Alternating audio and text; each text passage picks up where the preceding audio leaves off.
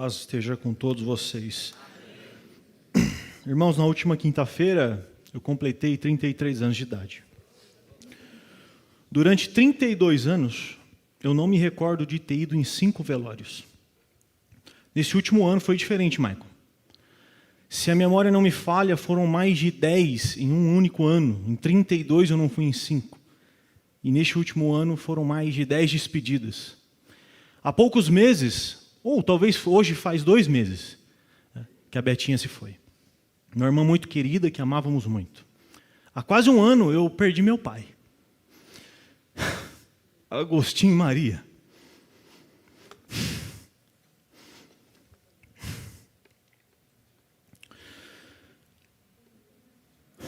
Homem que, se não existisse, eu não estaria aqui hoje. Se você estava na igreja aqui quando anunciamos a morte do meu pai, talvez recorde que eu disse o seguinte: se aprendeu algo comigo, ou se de alguma forma eu fui bênção na sua vida, vá para sua casa, dobre o seu joelho e agradeça a Deus pela vida do meu pai, que nunca entrou nessa igreja. Irmãos, no último domingo o pastor Maicon pregou sobre um Deus que é fortaleza, que é castelo forte, que é socorro em dia de angústia. E quanto à pregação, não há absolutamente nada a ser corrigido, nenhuma vírgula e nenhuma frase. Em nada o sermão do nosso querido pastor merece ser diminuído, muito pelo contrário. Nossos gritos aqui no domingo, nossos gritos pentecostais, nossos gritos de glória a Deus e aleluia, o nosso aplauso foi um eco e uma resposta fiel de um povo que foi tocado pela palavra diante de uma exposição com fidelidade.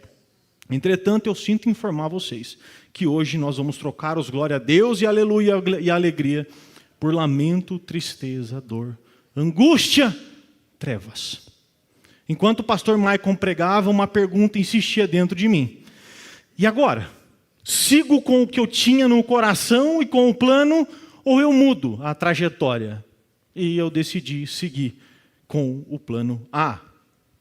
Eu me sinto então intimidado hoje porque eu preciso tomar um certo cuidado e eu explico os motivos. Primeiro, eu não quero de forma alguma parecer um despregador do que o Maicon pregou aqui domingo. Segundo, eu sei que é possível que pontas soltas apareçam, principalmente na mente e na cabeça, na fé daqueles que são pouco maduros. E terceiro, o que eu preparei aqui hoje para essa pregação é o que eu proponho para mim mesmo, uma série de 3 pregações. Ou seja, contrariando um pouco do que eu até vou ensinar para vocês aqui sobre pregação, Martin Lloyd-Jones disse que quando for pregar, nunca não termine a pregação. Mas hoje eu vou talvez não terminar uma pregação, porque ela será o começo de uma série de 3, em que das próximas vezes que eu for pregar eu trarei aqui. A primeira hoje, eu quero falar sobre a oração nas trevas. E o meu objetivo é mostrar que o mesmo Deus que é refúgio e fortaleza no dia da angústia, às vezes é o mesmo Deus que não nos socorrerá quando precisarmos dele. A segunda eu vou falar do que você não tem que fazer quando você passar por situações difíceis. E a terceira, o que você tem que fazer quando passar por situações difíceis. Então, o meu objetivo é trazer para a gente aqui uma realidade bíblica. Um cálice amargo e sem mistura de um Deus que nos faz tomar. O senso de realidade que precisamos ter sobre um Deus que é infinito em poder, graça, misericórdia, bondade, fidelidade, justiça, santidade. E que mesmo Ele sendo tudo isso, não significa que esse Deus irá resolver nossos problemas e sanar nossas dores. Para encerrar essa parte introdutória, eu quero lembrar aos senhores que certo dia Jesus chamou seus amigos. Vamos ali orar comigo? Porque a minha alma está angustiada até a morte. Então ele vai orar e ele diz assim ao Pai: Pai, se possível, passe de mim este cálice. E ele pede isso 3 vezes. E se você conhece a história, sabe que a resposta do Pai para o seu filho é não. Salmo, capítulo 88. Salmo 88. Nós vamos ler ele por completo. Se possível, projete na tela a versão Nova Almeida Atualizada, NAA. Tá? Diz assim o texto: cântico, salmo dos filhos de Corá, o mestre de canto, para ser cantado com cítara, salmo didático de Emã Esraíta. Ó Senhor, Deus da minha salvação, dia e noite clamo diante de ti. Chegue à tua presença a minha oração, inclina os teus ouvidos ao meu clamor. Pois a minha alma está cheia de angústia e a minha vida já se aproxima da morte. Sou contado com os que descem ao abismo, sou como um homem sem força. Atirado entre os mortos, como os feridos de morte que jazem na sepultura, dos quais já não te lembras, pois foram abandonados pelas tuas mãos. Puseste-me na mais profunda cova, nos lugares tenebrosos, nos abismos. Sobre mim pesa a tua ira, tu me abates com todas as tuas ondas. Afastaste de mim os meus conhecidos e me fizeste objeto de abominação para com eles. Estou preso, não vejo como sair. Os meus olhos desfalecem de aflição, dia após dia. Venho clamando a ti, Senhor, e te levanto as mãos. Será que farás maravilhas para os mortos? Ou será que os finados se levantarão para te louvar? A tua bondade será anunciada na sepultura, tua fidelidade nos abismos. Como, acaso nas trevas se manifestam as tuas maravilhas e a tua justiça na terra do esquecimento? Mas eu, Senhor, clamo a ti por socorro, e de madrugada dirijo a ti a minha oração. Porque rejeitas, Senhor, a minha alma e ocultas de mim o teu rosto. Ando aflito e prestes a morrer desde moço. Sob o peso dos teus temores estou desorientado. Sobre mim passou a tua ira, os teus terrores acabaram comigo. O dia todo eles me rodeiam como água, a um tempo me circundam. Para longe de mim afastastes os amigos e companheiros. Os meus conhecidos agora são trevas. É consenso entre comentaristas do livro que esse salmo é o salmo mais desesperador de toda a Escritura. É o salmo mais sombrio e melancólico de todos os salmos do saltério judaico. Emã registra um cântico didático, caracterizado pelo absoluto desespero que ele enfrenta. Emã está em profunda angústia, enfrentando os pesos impostos pelo próprio Deus sobre ele. Emã se encontra com a morte diariamente.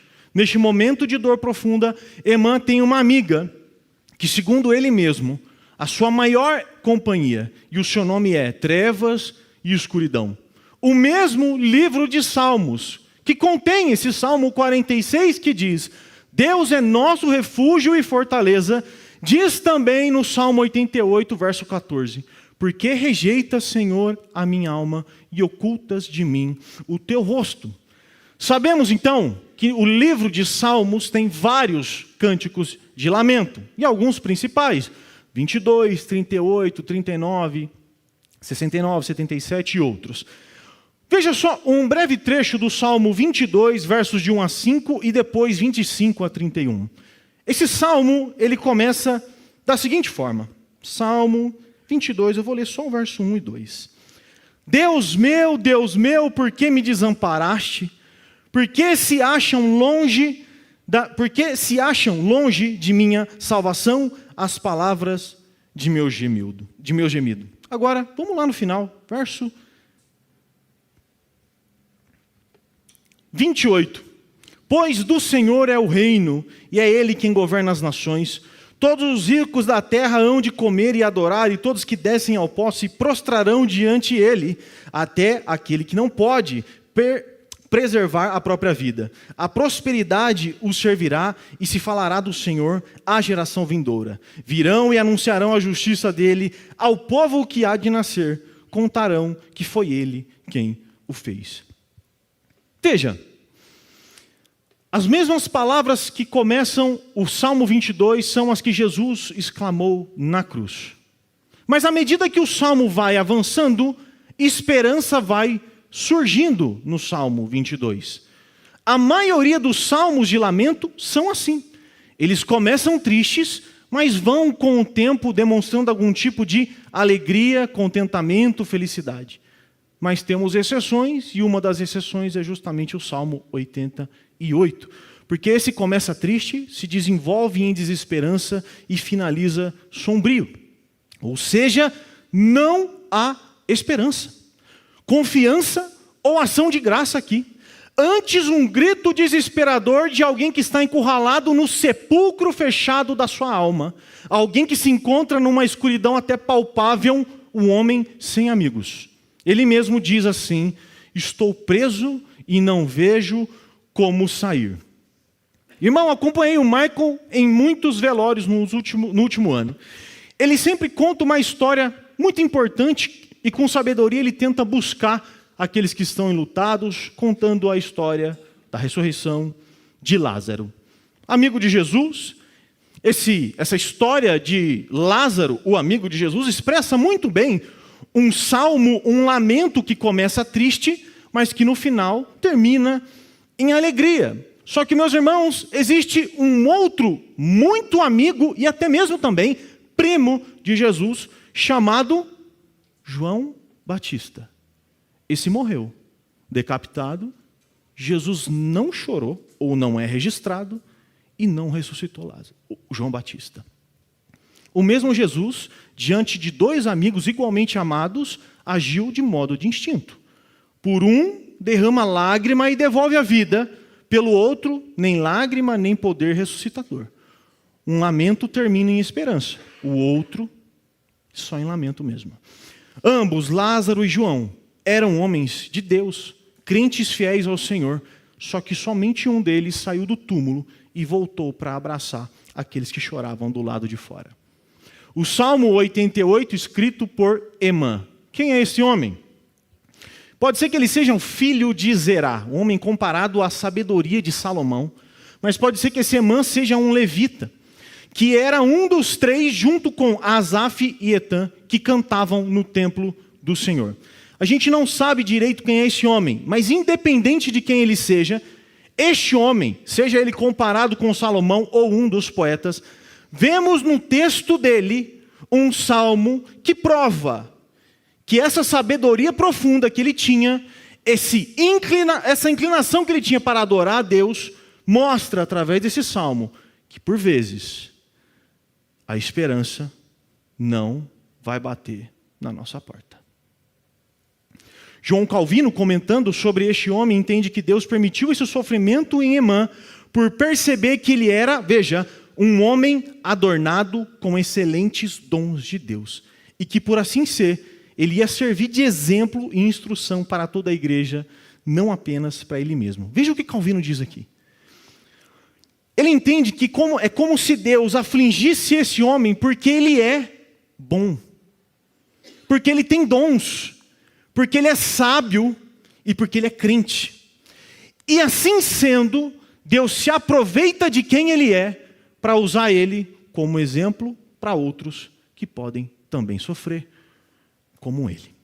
E mais um importante detalhe e de extrema importância. Esse é um cântico escrito por um homem sábio. E este cântico foi dedicado ou enviado ao mestre de canto para ser cantado com a melodia, o sofrimento da aflição. Nós vemos esse detalhe no início do Salmo 88. Em algumas Bíblias você vai ter essa explicação. Salmo dedicado ao mestre de canto para ser cantado com a melodia, o sofrimento da aflição. E o que isso quer dizer? Quer dizer que esta música, claramente, estava inclusa no saltério do templo. Ou seja, a música de Emã não foi ocultada, não foi escondida e nem eliminada do inário do templo. Aqui está um cântico sagrado, inspirado por Deus e que deve sim ser cantado pela congregação e pelo ajuntamento dos crentes. Ou seja, podemos afirmar categoricamente, irmãos, que as dores profundas que não possuem final feliz de um homem fiel a Deus têm lugar legítimo no culto público. Explicando de forma mais simplificada, nós não podemos descartar do culto o lamento, a dor, a angústia, o luto e os correlatos. Não podemos ignorar a dor de sábios homens de Deus e também daqueles que não são sábios homens de Deus. Este Salmo 88, que foi escrito por Emã, estabelece que os cânticos de lamento têm lugar legítimo no culto e na adoração, precisam ser cantados e demonstra um verdadeiro cuidado pastoral dos músicos com aqueles que entre nós estão chorando. Dito isso, eu pergunto com uma ênfase crescente a todos os músicos e, por fim, em especial, a todos os ministros de louvor da nossa igreja: será que por meio das canções temos cuidado pastoralmente daqueles que sofrem? Será que pensamos nos que atravessam dores profundas e reconhecemos que a música é instrumento de Deus para levar sabedoria, conforto, consolo e até senso de realidade das dores que os nossos irmãos passam? Você é ministro de louvor que escolhe as músicas aqui para o culto. Quando foi a última vez que intencionalmente e pastoralmente pensou em selecionar músicas que vão ao encontro do sofrimento dos irmãos que sofrem em nossa igreja? Outra pergunta: quando é que vocês, ministros, usaram o dom de sabedoria, mesclado com esse dom da música que receberam de Deus, para abençoar de forma intencional, pastoral e amorosa aqueles que perderam seus entes queridos ou sofrem alguma doença? Quando foi que escolheram uma música pensando de modo específico nos que sofrem, nos que estão na igreja desesperançosos e que através da música podem receber consolo? Por fim, será que você, ministro, músico, que vem aqui tocar, tem dedicado tempo de oração, comunhão e cântico aos que sofrem? Como eu disse, nos últimos tempos, vários falecidos. E eu pergunto, como que a nossa igreja musicalmente serviu essas pessoas? Irmãos, eu não estou afirmando aqui que nós não servimos. Eu quero que nós refletamos sobre isso. Ou vocês acham que a música não serve para nada? Quando a Sandy estava prestes a passar por cirurgia, eu mandei para ela uma música chamada Tapeceiro, que conta a história de como Deus traça a nossa vida como um homem, um tapeceiro, que vai tecendo a tapeçaria com cores alegres e vivas, em contraste com cores obscuras e frias. E ele diz: a minha vida é obra de tapeçaria, tecida em cores alegres e vivas, mas que faz contraste no meio das cores nubladas e tristes. Mas quando você olha do avesso, nem imagina o desfecho, porque tudo se explica e tudo coopera para o bem daquele que ama a Deus. Versos 1 e 2 do texto nos trazem uma verdade preciosa. Ó Senhor Deus da minha salvação, dia e noite clamo diante de Ti. Chegue à Tua presença a minha oração, incline os Teus ouvidos ao meu clamor. O salmista, ainda que em sofrimento, se volta a Deus. Deus da minha salvação. O sofrimento de Emã não rouba dele a percepção de que Deus salva. Além disso, o sofrimento também não é sinônimo da ausência de oração. Ele está orando, ele está cantando, talvez não com júbilo, mas está orando ao Senhor.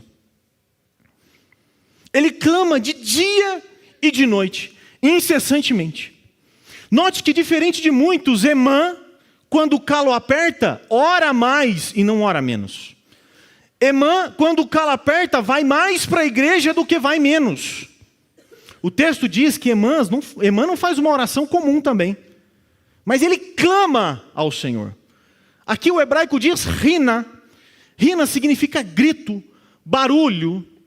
Emã está nos momentos de oração mais intensos, talvez, de toda a sua vida. Gritando, berrando, esperneando ao Senhor. Nicodemos escreve Emã como um homem que deseja se encontrar com o rei, se apresentar ao trono do rei. Porque estando na presença do rei, no trono do rei, ele pode fazer pedidos. E o rei pode se inclinar e ouvir ele. Emã está na presença do rei. Está gritando na cara do rei. O rei está na frente dele. o rei não é surdo, e nós podemos dizer para a irmã: irmã, está gritando por quê se Deus não é surdo? E a resposta dele é simples: eu grito dia e noite para o rei, mesmo sabendo que ele não é surdo. Sabe por que eu grito? Porque tem hora que eu oro gritando a ele, mas parece que ele é surdo, porque ele não me atende. Eu passo dia e noite berrando na cara dele, esbravejando como um cão raivoso, e ele não me escuta.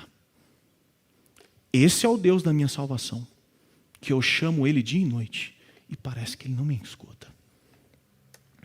O único feixe de luz nesse salmo talvez seja isso aqui. Ele ora, ele vai até Deus e derrama sobre o Senhor, clamando as dores que ele passa. Versos 3 a 5 mostram como a irmã percebe a sua vida. Nesses trechos você tem morte, sepultura, angústia, abismo, ausência de força, abandono. São palavras que ele usa para expressar o que ele sente. Emã percebe que sua vida está cheia de coisas ruins.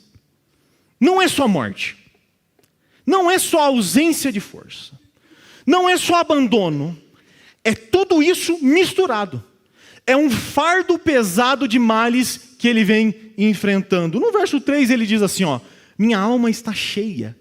E a ideia do texto é fazer alusão à comida, como alguém que acabou de comer um boi e não vê mais comida como algo agradável. Ele sente nojo de ver mais comida. É assim que ele se sente. Acabei de comer um boi de aflições e de dores que se acumulam dentro de mim. E lá no verso 15 ele vai dizer assim, sabe quando é que isso começou a acontecer? Desde moço. Não é de hoje não. Sabe desde quando eu estou comendo boi todo dia? Desde moço. Verso 4 ele diz que se sente como um homem sem força. E é interessante que o texto hebraico aqui tem a palavra aqui de homem, né? É Geber e não Ish. No hebraico, Ish é homem comum. Adão, Eva, homem, eu e você. Ish, Ishá, homem, mulher. Mas ele não usa Ish, ele não diz Ish sem força. Ele diz Geber ou Geber sem força. O que é um Geber? Não se trata de um homem comum, o Geber, mas de um guerreiro. Uma tradução mais didática para isso seria: sou como um guerreiro, um homem de força, sem força. Um homem que se espera ir para a guerra, para batalhar e está bem fisicamente, sem estar indo para a guerra e bem fisicamente, porque eu sou um guerreiro sem força. E aqui é o peso da confissão dele. Ele não se vê como um homem comum. Ele não é um homem comum, normal. Ele é um homem forte, mas é um homem esmagado pela vida. Não é um jovenzinho frágil. Não é um recém-chegado na fé. Ele é alguém que já foi provado, maduro, experimentado. E ainda assim esse homem, esse Geber, esse guerreiro, admite: eu não tenho força. O que normalmente é marcado pela coragem, então aqui é marcado pela ausência de força desde moço. Antes de continuar, eu quero fazer uma importante correção aqui. Muitos dizem, né? Deus não nos dá cruzes ou provas que não podemos suportar. Se Ele deu uma cruz é porque você aguenta. Se você crê nisso, para. Isso é mentira. O texto de 1 Coríntios 10, 13 diz assim, não sobreveio a vocês nenhuma tentação que não fosse humana. Mas Deus é fiel e não permitirá que vocês sejam tentados além do que podem suportar. Ele não está falando de provação. O mesmo Paulo, 2 Coríntios capítulo 2, verso 8, diz que na Ásia vieram sobre ele outros provas acima de suas forças e estiveram até a ponto de perder a própria vida. Não se engane, você nunca teve, não tem e nunca vai ter força para suportar todas as coisas. E mais, por vezes, mesmo sendo assim, e Deus sabendo disso, Deus vai te esmagar. Mas eu não suporto. Deus vai te esmagar.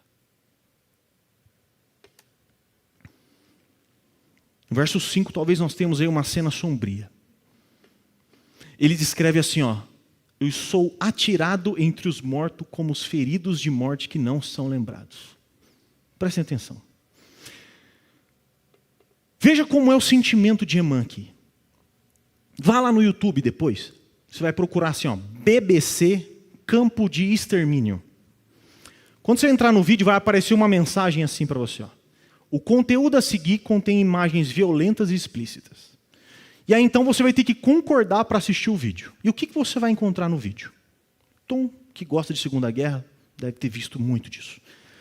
Você verá como eram tratados os judeus da Segunda Guerra que morriam nos campos de concentração. Homens que eram jogados nas valas, no frio, definhando de fome, eram mortos e jogados numa vala comum para os mortos. E ali milhares e milhares de homens, mulheres, crianças e idosos eram jogados para dentro dessas valas. Assistam o filme Nuremberg e vocês vão ver que eles usavam até tratores para empurrar a quantidade de corpos gigantescas para dentro da vala. E aí eu pergunto, que diferença, que valor tem aqueles corpos? Nenhum. Quem é aquela pessoa que está ali? Eu não sei. São esquecidos? Ninguém sabe. Eles têm registro? Tem RG? Não, não tem. São judeus. Esquecidos. Amã diz, atirado entre os mortos, como os feridos de morte que não são lembrados. Agora, talvez Emã esteja numa condição um pouquinho pior que os judeus. Por quê? Eu fui uma vez na Alemanha e lá tem um quarteirão gigantesco e um museu ao céu aberto chamado Memorial do Holocausto.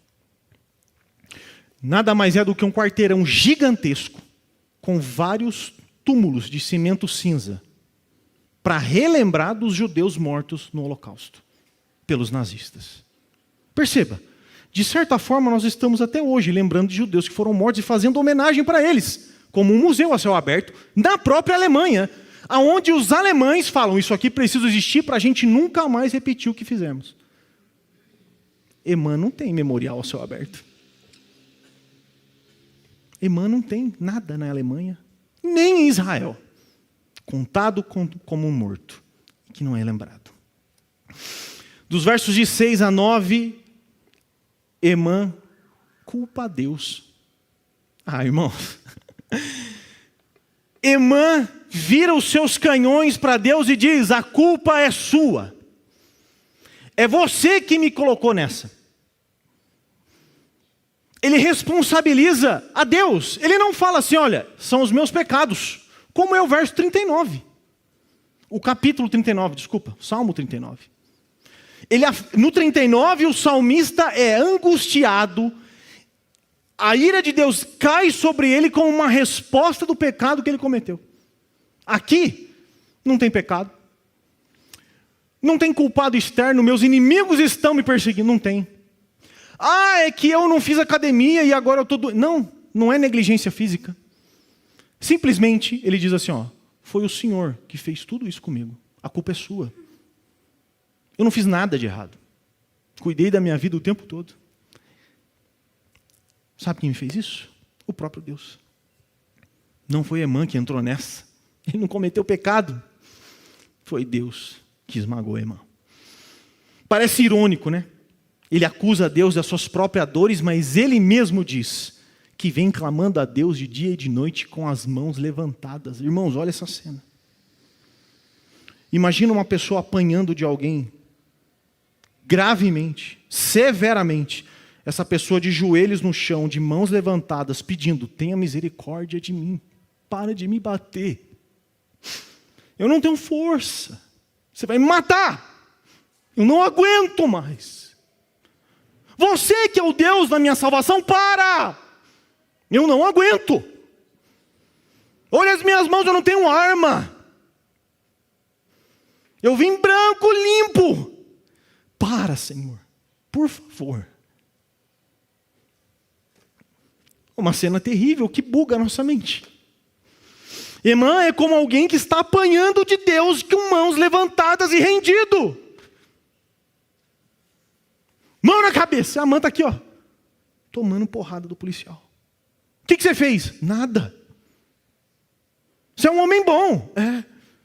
Cometeu algum crime? Está vendendo droga? Não! E mesmo assim o policial está me batendo. Buga a cabeça. Senhoras e senhores, é certo que vocês amam esse Deus?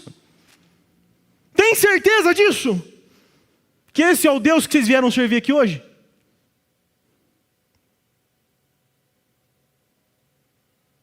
Eu pergunto. Um Deus que nos aflige. É esse Deus que a gente ama. Um Deus que leva a esposa embora. Que leva um pai embora. Por quê? Não, porque eu vou levar. Me deu na telha. E como é que eu fico aqui? O problema é seu. Eu que sei. Muitos de nós já passamos por isso. Que o Diomedes está passando hoje. Que o Miro e a família têm passado há algum tempo. Que há 1 ano, a irmã Kellen, mãe do irmão João, tem sofrido a partida do seu filho. No dia 2, do dia do meu aniversário, vai fazer 1 ano que o filho dela foi enterrado. E até hoje ela chora a perda do seu filho. Até quando, Deus? Por que você levou ele? Não se enganem, jovenzinho. A depender da volta de Jesus, uma hora seu pai e sua mãe vão embora, tá? Vai. Se você tem entre 50 e 60 anos, deixa eu te deixar uma notícia aqui. Segundo a expectativa de vida aqui no Brasil, você tem mais uns 15 ou 20 anos para frente, tá? Você que é saudável como eu, fiz exames esses dias, irmãos, eu não tenho nada. Glória a Deus por isso. Provavelmente um dia, pastor Michael, eu estarei numa sala de UTI. Pai e mãe, infelizmente, assim como o exemplo da irmã Kelly, talvez que um dia você tenha que enterrar o seu próprio filho. E sabe quem pode fazer isso com você? O Deus que você fala que te salva. Coisas ruins podem acontecer com cada um de nós. Isso não é significado de pecado. Perseguição, imprudência, risco desnecessário ou ação do diabo.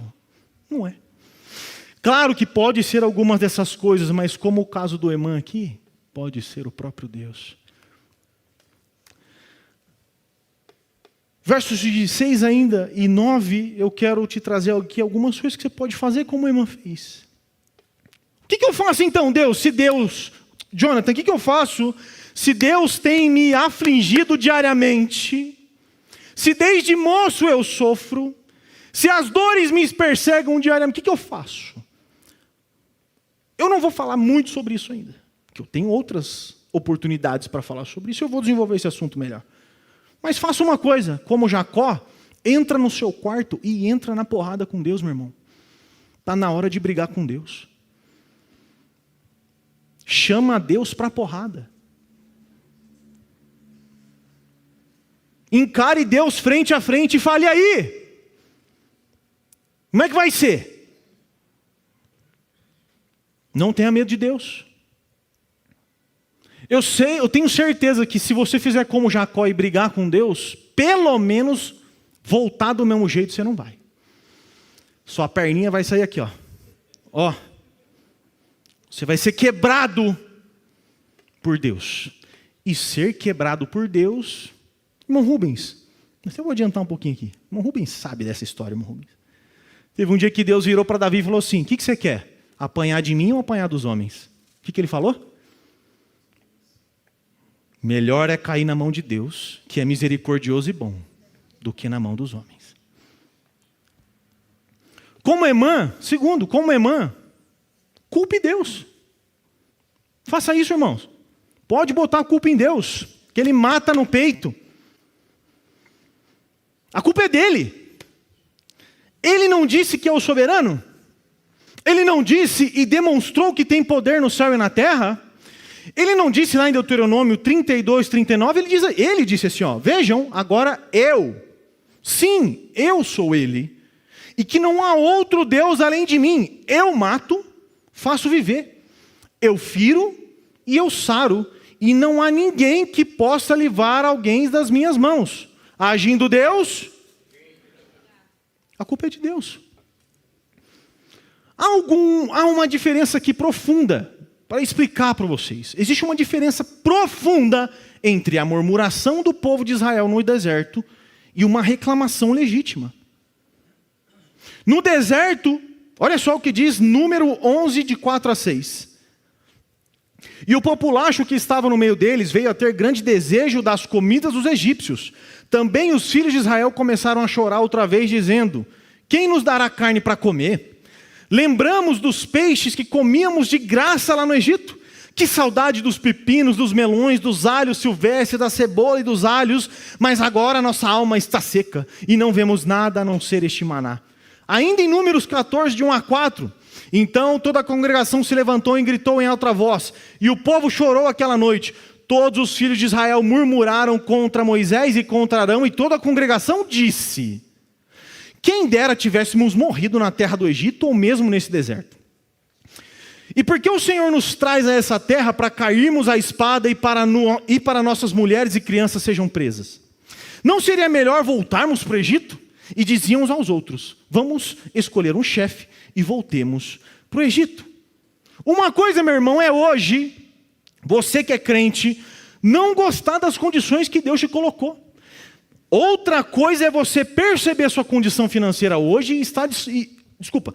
Uma coisa é você não estar satisfeito com a sua condição financeira, saúde, não importa.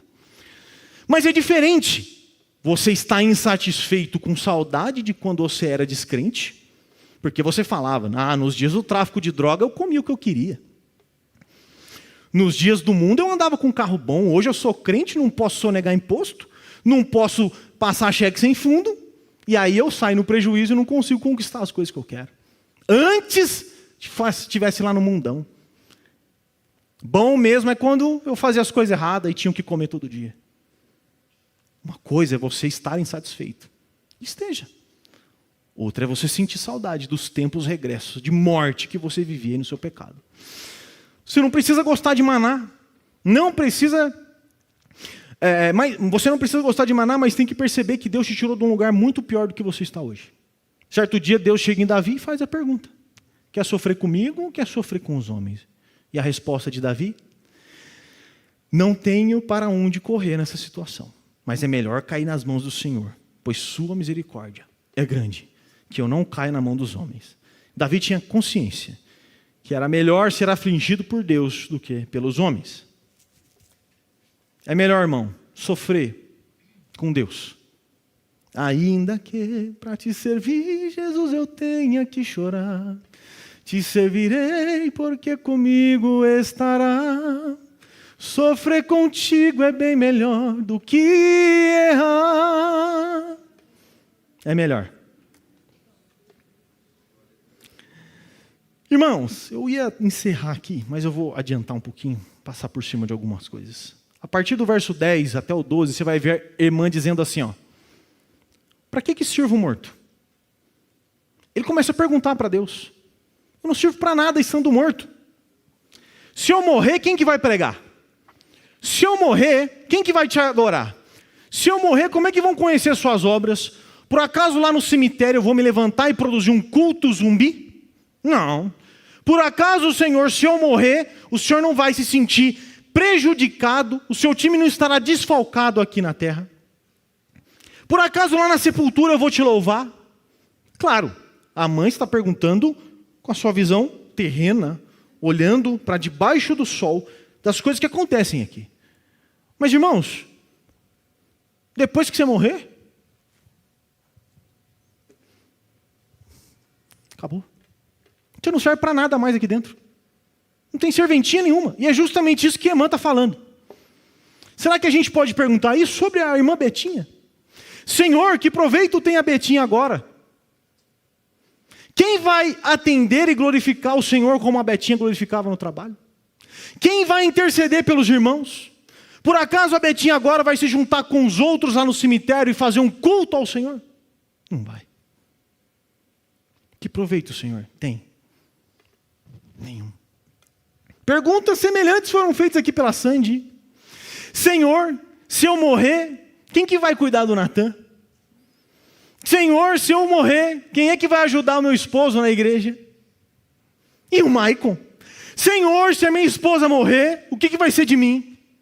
A Sandy não serve para nada morta, Deus. Como que eu vou ficar com Natan, sozinho, viúvo, se o Senhor levar a Sandy? Isso que Emã faz no texto, será que podemos fazer também? Senhor, se eu morrer, quem que vai dar aula para os irmãos? Quem que vai tocar guitarra? Quem que vai pregar? Quem que vai pastorear? Como que ouvirão das suas bênçãos? Será que eu tenho alguma serventia para o Senhor estando morto? Não, a resposta é não. Por fim, do 13 ao 18, um trechinho aí do verso 13, ele diz: que ora, mas eu, Senhor, clamo a ti por socorro, e de madrugada dirijo a ti a minha oração. Emã fala então que de madrugada ele ora. E muitos pegam esse texto para falar: vou orar de madrugada porque a fila é menor. Vou orar de madrugada porque Deus atende melhor. Tem menos gente orando, aí a minha senha chega mais rápido. Sabe por que Emã orava de madrugada? Porque ele não dormia, gente. A aflição, a dor, a angústia, o sofrimento era tão profundo que ele nem dormia. É alguém que sofre, é alguém que sente dores a ponto de não conseguir nem dormir. E ele então orava o dia inteiro. Agora perceba que mesmo diante das aflições, ele estava orando. Mesmo diante das aflições, brigando com Deus, reclamando e apontando para Deus os problemas, ele estava orando, buscando a Deus. Ainda que ele tinha plena consciência que, talvez Deus não vai me ajudar. Mas mesmo assim, eu vou voltar aqui amanhã. Mesmo assim, eu vou voltar aqui de madrugada. Mesmo assim, quando amanhecer, eu estarei aqui. Ele ora de madrugada, irmãos, porque ele não consegue dormir. No verso 15, Emã afirma que ainda aflito, prestes a morrer. Anda aflito, prestes a morrer desde moço. Ou seja, o sofrimento de muito, muito tempo. Talvez fosse uma doença degenerativa, talvez fosse lepra que causava o distanciamento dele da sociedade, mas o fato é que a aflição dele não surgiu ontem, nem semana passada, mas há muito tempo. Ele sofre esse mal desde a sua juventude, certamente ele deve orar por isso também desde moço. E desde então, que ele vem orando, Deus não escuta, Deus não atende, Deus não faz nada. Meu irmão, tenha ciência disso, tá? Os nossos sofrimentos podem não ser passageiros. Pode ser que você sofra para sempre isso aí que você sofre. Pode ser que você vá orar por isso para o resto da vida. E Deus não vai resolver o seu problema. Emã ora, pede, grita, questiona. Persevera em oração. Ele tem fé no Deus de salvação. E ele faz isso por muito tempo. Todo o desempenho de fé de Emã não colabora em nada. Mesmo assim, ele ora. Todo dia ele ora. Todo dia ele não é respondido. Todo dia ele ora. Todo dia ele busca, ele pede. O rei não atende o pedido. Ele volta a orar. E talvez ele vai continuar assim pro resto da vida dele. Até ele fechar os olhos aqui. E aí sim, lá do outro lado, suas dores serem sanadas. Preciso ser realista com você, meu irmão. Eu creio sim num Deus poderoso. E Ele é capaz de fazer coisas extraordinárias. Eu creio que Ele tem poder no céu e na terra. Que Ele pode ressuscitar mortos, curar enfermo, libertar aprisionados do diabo. Que com uma só palavra, este homem pode transformar a sua vida de cabeça para baixo. Eu creio num Deus com todo o poder na terra, que pode fazer o extraordinário. E milagres que nunca foram contados. Dito isso, eu também creio que Deus não é o seu servo e nem o meu servo. Eu creio que Deus não é um gênio da lâmpada mágica. Creio que se Deus faz, Ele faz se Ele quiser. Creio que o fato de Deus ter todo esse poder que Ele tem não significa que Ele é obrigado a usar para livrar eu dos males dessa vida. Eu creio que eu devo orar pedindo a Deus para apartar de mim o cálice, mas eu também creio que no final dessa oração eu devo dizer: seja feita a sua vontade. Creio que Deus pode resolver todo e qualquer problema imediatamente. mas também creio que Deus pode nos jogar na metafórica vala dos mortos não identificados. E lá nós vamos permanecer até a morte real, para a gente abrir os olhos do outro lado. Eu não estou propondo aqui uma desistência de oração, claro. Eu não estou propondo esfriamento na fé, para você desistir de buscar a Deus e pedir para Deus. Óbvio que não. Eu não estou propondo para ninguém abandonar Deus aqui. Eu estou propondo um realismo bíblico. Olhar para a vida e reconhecer que, por vezes, Deus parece se silenciar diante de nós e dos nossos irmãos que aqui estão. Eu estou propondo, irmão, para você olhar para o lado e olhar os que sofrem. E Deus vai olhar para nós e falar: se eu quiser fazer, eu faço. Poder eu tenho, mas sou eu quem determino se farei ou não. Tem uma música do Raul Gil que ele cantava, chamada Lonas Azuis, muito bonita. E a música dizia assim, ó: no caminho da sorte, a alma perdi, dei um beijo na morte e sobrevivi. Muitos aqui já deram um selinho na morte. A Sandy bateu lá e voltou. Mas vai ter um dia, Sandy, vai ter um dia que a morte não vai exigir um beijo só, não. Um dia a morte vai te exigir por inteiro. E aí os que vão ficar vão sofrer. O que vai não servir para nada mais. Mas tem isso em mente, irmãos. Se falaram para você em algum lugar que quando você virar crente sua vida vai ser resolvida, mentiram. A única coisa que eu posso botar minha mão no fogo por você e falar que Deus vai fazer é, se você se arrepender, Ele vai te perdoar e te salvar. Fora isso, eu não sei. Falaram que Deus ia resolver seus problemas? Mentiram. Deveriam ter falado: pode ser que sim, se Ele quiser. Seja feita a vontade dEle. Eu quero encerrar fazendo uma oração. Em consideração a nós que sofremos as dores daqueles que se foram, aos que sofrem de doenças, problemas financeiros, num relacionamento. O que eu quero deixar claro aqui, irmãos, é que pode ser que Deus não faça nada. E ainda se Ele não fizer nada, Ele continua sendo Deus.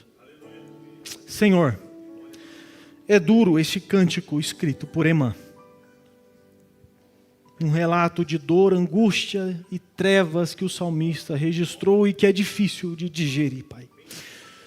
Do começo ao fim, nós encontramos um homem desesperançoso, abatido na alma por causa das dores. Muitos de nós nos encontramos assim, como Emã. Pessoas que se encontram nas trevas e não é de hoje. O irmão Miro, a família, acabaram de perder a Betinha. O irmão Diomedes perdeu seu pai hoje. No último dia 2, a irmã Kelly completou 1 ano sem seu filho. Deus, alguns aqui sofrem doenças. O irmão Dilon, o irmão Antônio passam por tratamento contra câncer. Há outros, Pai, que estão nessas mesmas densas trevas e outros que acompanham de perto aqueles que passam por problemas assim. Deus de Emã, tem compaixão de nós. Às vezes nos encontramos aflitos e desesperançosos, parece que não tem saída, e a nossa alma se afunda cada vez mais nas trevas, que em alguns casos é o Senhor mesmo que prepara para nós. Deus, assim como o Teu Filho Jesus, oramos: aparta de nós este cálice. Livra-nos dos males físicos, mentais e espirituais que afligem o Seu povo. Nós não temos força para suportar, Pai. Deus, nós não serviremos aos nossos irmãos se nós estivermos mortos. Mantém-nos vivos. Dá-nos mais saúde e boa saúde para vivermos mais ainda na terra e podermos aqui servir uns aos outros. Mas seja feita a Sua vontade. Se o luto é a Sua vontade, seja feita a Sua vontade. Se a doença, Deus, é a Sua vontade, seja feita a Sua vontade. se há morte, seja feita a sua vontade. Mas eu te peço, faze-nos como Amã, homens e mulheres insatisfeitos com esses males, mas que não deixam de orar e confessar que o Senhor é o Deus da nossa salvação. Assim eu oro, em nome de Jesus Cristo, o servo, o sofredor. Amém. Amém.